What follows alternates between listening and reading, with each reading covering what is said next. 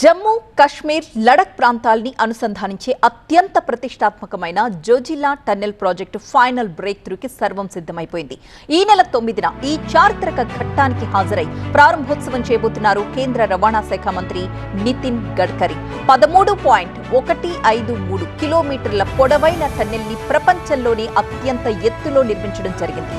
అతి పొడవైన single tube విముఖ రహదారి సొరంగం, భారీ మంచు, హిమపాతాలతో ఏడాదిలో సగం కాలం మూతపడి ఉండే ఈ జోజిలా పాస్ కి ఈ టన్నెల్ శాశ్వత పరిష్కారాన్ని చూపించబోతోంది.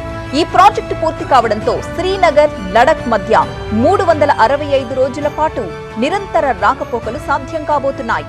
పర్యాటక రంగంతో పాటు సరిహద్దుల్లో సైనిక రవాణా, లాజిస్టిక్స్ సామర్థ్యాన్ని మరింతగా బలోపేతం చేస్తుంది ఈ టన్నెల్.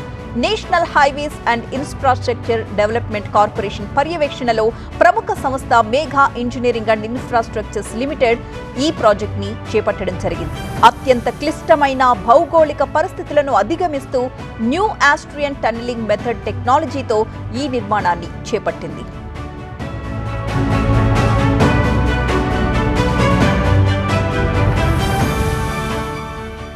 ఈ టన్నెల్ నిర్మాణ కాలంలో కఠినమైన సవాళ్లు ఎదురయ్యాయి.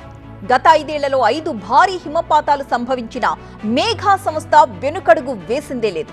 టన్నెల్ మార్గంలో రాతి పొరల స్వభావం ఏకంగా 67 సార్లు మారింది.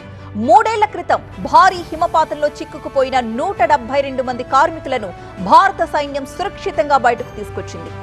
-20 డిగ్రీల ఉష్ణోగ్రతల్లో సైతం 1200 మంది కార్మికులు ఆధునిక సాంకేతిక పరికరాలతో పనులు కొనసాగించారు.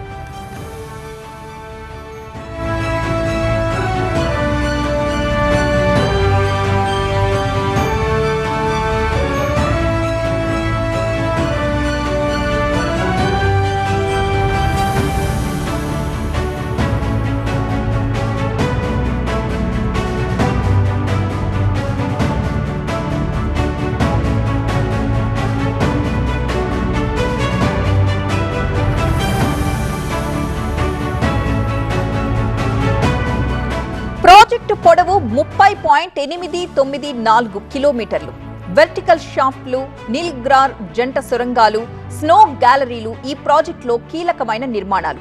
అమర్నాథ్ యాత్రికుల కోసం పార్కింగ్, వైద్య సదుపాయాలు, మౌలిక వసతులు సైతం కల్పించారు ఇక్కడ.